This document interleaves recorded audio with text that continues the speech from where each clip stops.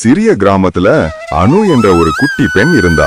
புரட்டாசி மாதம் வந்ததும் வீட்டுல கொழுப்படிகள் வைத்து பொம்மைகள் அடுக்குவாங்க.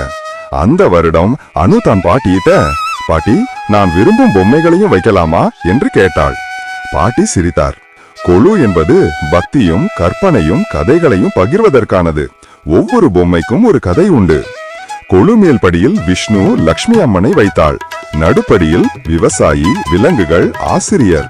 கீழே ஒரு சிறுமி மரத்தடியில் கனவு காணும் பொம்மை, அவள் போலத்தான். அக்கம் பக்கம் மக்கள் வந்து கேட்டார்கள், ஏன் இப்படி படிகளில் வைக்கிறாய்? அனு சிரித்து, மேல்படி பக்தியை, நடுப்படி நெறிகளை, கீழ்ப்படி கனவும் விளையாட்டும் நல்ல மனமும் கற்றுக் கொடுக்கிறது. எல்லாம் சேர்ந்து வாழ்க்கையின் கதைதான் என்றாள். அந்த வருடம் கொழுவின் படிகள் மிக உயரமோ அலங்காரமோ இல்லை. ஆனால் மனதிலிருந்து சொல்லப்பட்ட கதைகள் இருந்ததால் அவை அனைவருக்கும் மந்திரமாய் தோன்றின. கொழுவின் உண்மை அர்த்தம் அன்பும் கற்றலும் கதைகளும்.